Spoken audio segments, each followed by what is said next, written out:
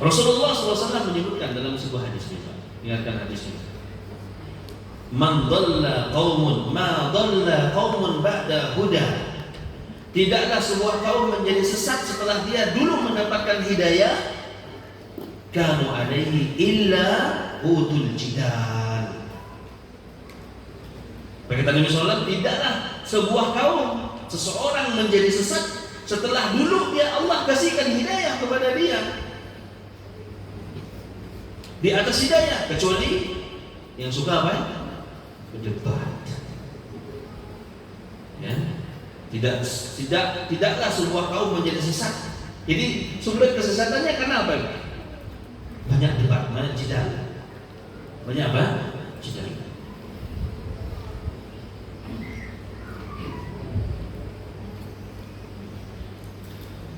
Mengapa orang yang banyak jidal, orang yang banyak debat bisa sesat? Disebutkan mereka apa? Karena berdebat kusir.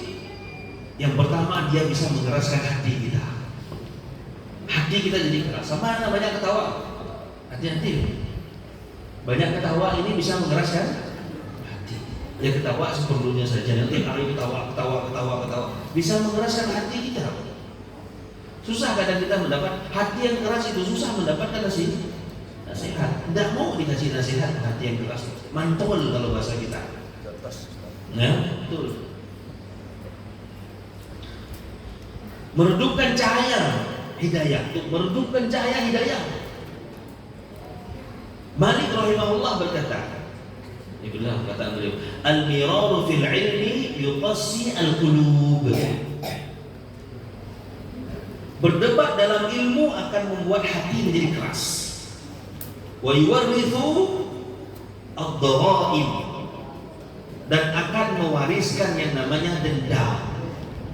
Pernah ada kalau debat jidal, debat kusir, saja boleh bertobat, ujung-ujung potong membunuh. Ya, berdebat sama-sama di umpamanya warung kopi, sama-sama tidak memiliki dalil, udah yang main apa ya, Pak? Emosi. Berdebat ini bukan untuk mencari apa? Menang enggak? Kan kalau orang berdebat, apalagi debat depan umum, wow, jangan boleh kalah. Gengsi kalau kalah, betul tidak? Nah itu.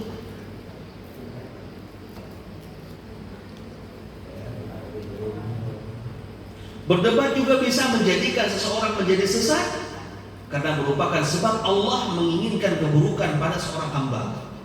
Kalau orang banyak berdebat, Allah menginginkan keburukan kepada seorang hamba.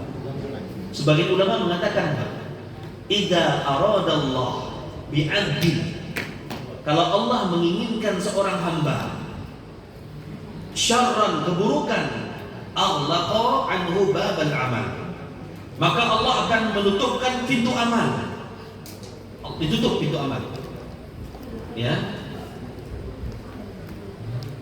Wa fataha lahu babal jidal, dan Allah bukakan bagi dia pintu debat.